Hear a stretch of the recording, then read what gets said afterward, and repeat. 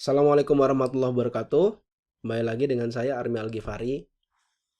Ini adalah sebuah materi yang cukup berat ya, cukup berat dalam arti ini adalah sebuah materi di MBA. Dulu saya pernah sempat sempat mengambil MBA dan OD, bukan DO. Bahasa Jawanya OD, ODW atau keluar sendiri.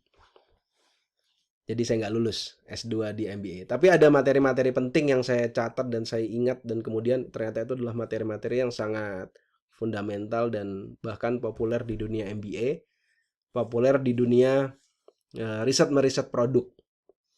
Salah satunya adalah 4P. 4P ini kalau Anda bisa googling ya, Anda bisa googling, bisa mengelaborate sendiri di Google, Anda pelajari sendiri bisa. 4P ini adalah marketing mix.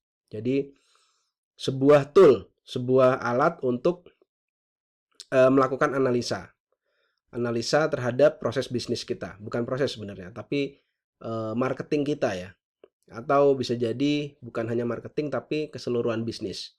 Nah, ini saya gunakan untuk product research. Saya gunakan frame 4P ini untuk melakukan riset di dalam produk toko online. Dan ini sangat-sangat applicable. Bisa Anda terapkan dan berisi serangkaian-serangkaian pertanyaan yang bisa Anda jawab dan Anda tanyakan kepada diri sendiri supaya Anda makin firm, supaya Anda makin yakin ketika Anda menjual sebuah produk. Oke. Ini basisnya adalah kompetitor. Anda bisa menggunakan basis-basis yang lain, tapi saat ini saya gunakan basisnya adalah kompetitor. Jadi 4P ini, marketing mix ini saya analisa, saya terapkan berdasarkan sudut pandangnya adalah kompetitor, supaya Anda benar-benar jelas. Itulah kenapa saya ketika product research saya selalu bilang produk yang punya kompetitor itu bagus. Oke ya, pertama ke produk. Nah, kita lihat dalam frame produk. Produk yang Anda jual itu, ketika Anda melakukan analisa nih, bisnis Anda punya produk kan? Nah, produk Anda, apa sih keunggulannya? Apa keunggulan kompetitor Anda? Jadi kompetitor Anda punya produk. Nah, keunggulannya dia itu apa dibandingkan dengan Anda? Anda coba analisa. Oh, keunggulan kompetitor saya adalah A, B, C, D, F, G. Ini Anda bisa lakukan sendiri, Anda bisa lakukan secara tim. Jadi tim di kantor Anda coba sama-sama kita merumuskan. Gitu kira-kira ya, Anda ngomong ke tim Anda. Kemudian berikutnya, apa kekurangannya dia? Oh, kekurangannya dia A, B, C, D, F, G. Rasanya, teksturnya, apanya Anda kekurangannya.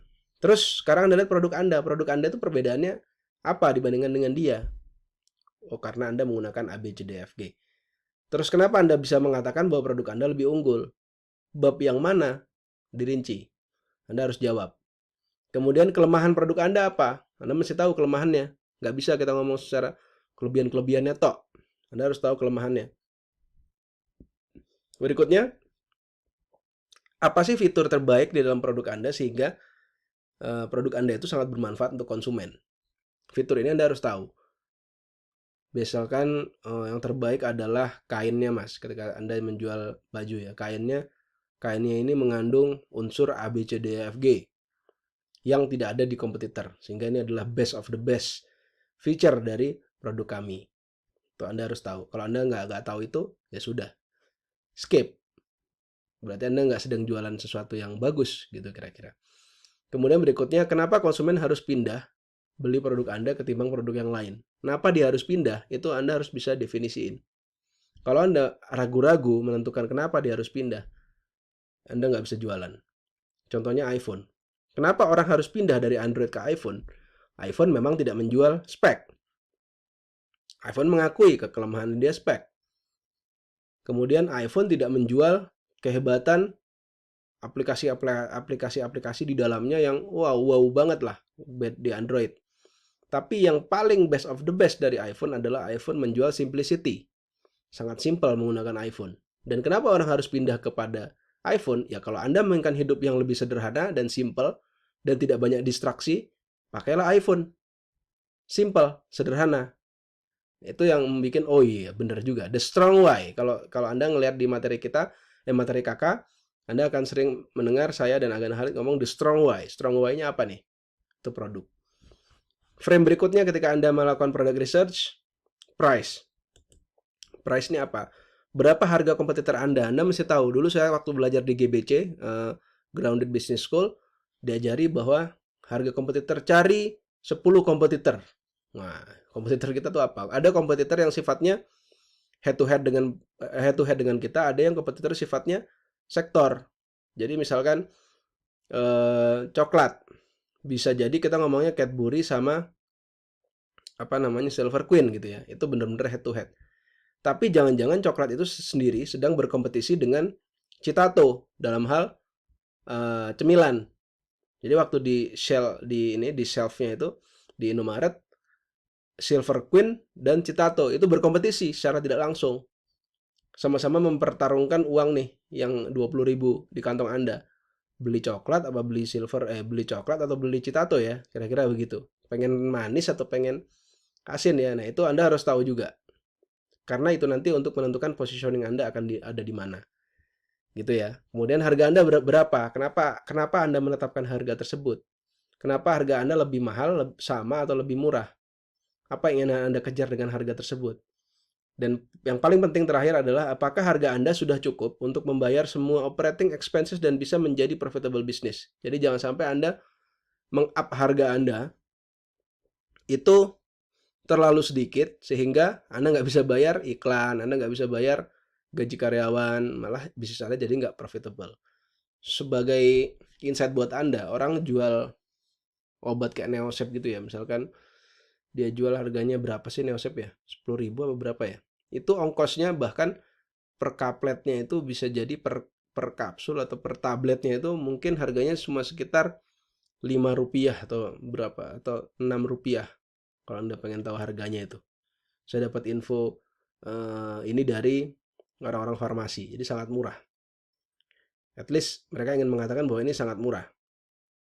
Anda cari misalkan contohnya saya kemarin ke Guardian, ada minuman Kinomitsu atau apa gitu yang dibilang formulasi Jepang, itu harganya 16 botol 1 juta lebih. Padahal kalau mau dihitung benar-benar itu mungkin nggak lebih dari 100.000 kayaknya. Jadi meng-up harga tinggi itu no problem. Mau ngomong, saya selalu bilang misalkan 3 kali atau 5 kali meng-up itu sebetulnya no problem, asalkan memang value-nya nyampe segitu. Nah, yang bisa menambah value tinggi itu adalah salah satunya teknologi, service, kemudian memang bahan-bahannya ya memang produk itu under value, kemudian Anda meletakkan di value yang sesungguhnya. Misalkan contohnya seperti itu ya. Jadi jangan takut jual harga barang mahal, asalkan benar-benar itu bisa memberikan manfaat buat orang, itu nggak ada masalah gitu. Oke, lanjut. Biar saya nyampe 15 menit, ini nggak pengen lebih dari 15 menit. Katanya Agan Halid kalau lebih dari 15 menit orang sudah mulai nggak konsen. Lanjut ya, ke promotion.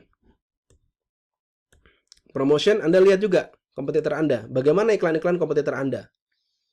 Pelajari. Oh, iklannya dia begini. Iklannya A, B, C, D, F, G. Oh, saya bisa nih bikin better dari ini. Anda lihat dulu kenapa iklan itu bagus. Misalkan iklan tersebut sederhana, iklan tersebut engage, iklan tersebut menggambarkan sebuah kejelasan tertentu. Nah, iklan Anda gimana nih? Ada nggak? Apa materi iklan yang berbeda dari produk Anda? Jadi ketika Anda bikin iklan produk Anda itu apa yang akan berbeda nanti? Terus kenapa orang itu sudah berbeda itu jadi tertarik dengan iklan Anda itu kenapa? Apakah iklan Anda lebih lucu? Atau iklan Anda mungkin lebih masif ya? Atau iklan Anda lebih to the point? Iklan Anda tidak bertele-tele? Iklan Anda lebih real? Iklan Anda memberikan informasi yang benar-benar jujur misalkan? Itu juga bisa strong point Anda nanti.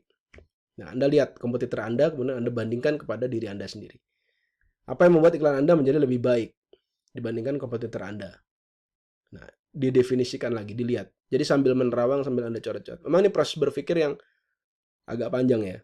Malah anak IM kebanyakan, alah mas bertele-tele mas yang begini langsung aja ambil-ambil. Tapi kalau Anda disiplin melakukan proses ini, percayalah ini yang dilakukan oleh perusahaan-perusahaan besar. Dan ketika mereka ingin menjadi besar, perusahaan kecil ketika mereka ingin menjadi besar, mereka disiplin melakukan proses seperti ini. Kelihatannya kayak nggak ngaruh, kelihatannya kayak mas bertele-tele banget, langsung aja mas, kan entrepreneur jangan terlalu banyak mikir. Saya ingin mengerem Anda sedikit dari mindset-mindset seperti itu dan mulai, mengajak Anda untuk berpikir menggunakan otak kiri, karena nggak melulu yang dibicarakan entrepreneurship itu otak kanan. Otak kanannya sebentar aja waktu memulai, sudah menjalankan bisnisnya itu banyak otak kirinya juga, ngitung finance, bahkan termasuk merencanakan hal-hal seperti ini. Terakhir ya, place, di mana ini berkaitannya dengan jalur distribusi, di mana barang kompetitor Anda bisa ditemukan. Anda lihat misalkan, oh ternyata mereka hanya ada di online, di offline nggak ada sama sekali. Jadi good point. Anda bisa pakai itu menjadi, saya nanti bisa ditemukan di offline. Oh, kompetitor Anda hanya bisa ditemukan di Jawa. Kompetitor Anda hanya bisa ditemukan di Jakarta. Begitu sudah masuk Bandung, sudah nggak ada barangnya. Nah, Anda bisa masuk ke sana. Kira-kira begitu. Di mana barang Anda bisa ditemukan? Sekarang Anda lihat. Anda di mana? Kalau Anda sama-sama di online juga bertarung dengan dia, ya remuk redam Anda nanti misalkan mereka budget iklannya gede misalnya. Tapi kalau Anda juga memainkan offline, saya punya bisnis yang tadinya online jadi offline, bukan tadinya online jadi offline. Maksudnya komposisi online-nya jadi turun, offline-nya jadi naik, dan itu lebih stabil, teman-teman. Lebih stabil dalam arti ketika Anda iklan online, orang bisa diarahkan lari ke offline, beli offline. Gitu ya. Itu nanti. Tapi sekarang isunya belum naik kalau Anda barusan mulai bisnis. Isunya belum muncul yang seperti itu. Jadi place ini mungkin, ya Mas, kita sama-sama online aja lah Mas. Misalkan seperti itu. Apa yang membuat kompetitor Anda lebih baik dalam meletakkan barang di market? Misalkan mereka menggunakan resellership, Anda vertikal. Vertikal itu langsung pada market ya. Resellership lebih cepat ditemukan oleh orang karena reseller yang jual orangnya banyak. Kalau Anda jualnya kalau vertikal hanya sendirian. Mana yang lebih tepat? Tergantung strategi Anda nanti. Tapi kalau pengen menghabisi market dan kemudian membangun jalur distribusi yang lebih banyak, ya Anda harus punya reseller. Nantinya ke depannya seperti itu. Apa yang ingin Anda tiru dari kompetitor Anda terkait dengan placement dia, placement produknya? Pelajari. Saya juga pengen offline suatu hari nanti. Sekarang online no problem. Apa yang ingin Anda lakukan sehingga Anda menjadi berbeda dan lebih baik dari kompetitor Anda dalam meletakkan barang? Kalau misalkan di bagian place ini Anda nggak bisa unggul, oke, nggak ada masalah. Yang penting di promotion Anda tahu Anda bisa unggul, di price Anda bisa unggul, di produk Anda bisa unggul. Mas, saya reseller, Mas. Bahkan saya dropshipper, belum ngomong reseller, saya dropshipper. Gimana strateginya? Dropshipper sama aja. Ketika Anda melakukan pemilihan produk, sama-sama Anda harus lihat kompetisi Anda seperti apa, kenapa ini lebih baik, price Anda gimana caranya Anda bisa dapat lebih murah dari kompetitor Anda, gimana bisa Anda bisa pasang sama harganya tapi value lebih banyak. Bahkan beberapa strategi, salah satunya diantaranya nego dengan supplier, Anda kontak langsung dengan supplier Anda ajak diskusi, Anda ajak ketemuan. Misalkan Anda dapat pembiayaan, Anda bisa dapat selisih harga lebih murah. Saya punya satu reseller juga, karena dia tekun, kemudian datang ketemu saya dan saya dikasih hadiah gitu. Saya dikasih hadiah tuh yang saya kaget gitu loh, kok saya dikasih hadiah gitu, sebuah buku gitu. Akhirnya saya jadi luluh dan ya udah, khusus kamu harganya beda gitu kira-kira. Beda ngambil produk udah lama ya, kayaknya sekarang udah nggak ngambil lagi dia, tapi harganya dia ngambil saya beda. Jadi itu satu strategi pendekatan juga.